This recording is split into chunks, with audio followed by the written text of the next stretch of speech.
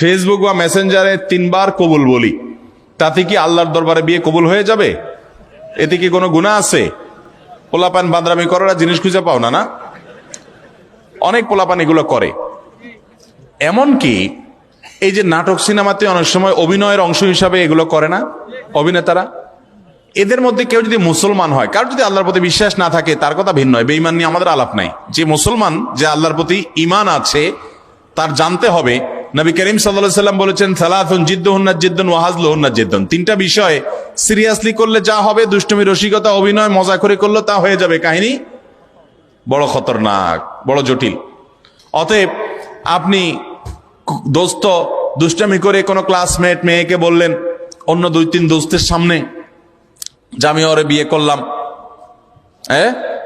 এবং সেও অ্যাডাল্ট, আপনিও অ্যাডাল্ট, দুজন সাক্ষীও আছে। আর বিশেষ করে নাটকে যেটা হয় যে অভিভাবক অনেক সময় থাকে, যদি সত্যিকার অভিভাবক থাকে, ওখানে তো সব বকওয়াস অভিভাবক।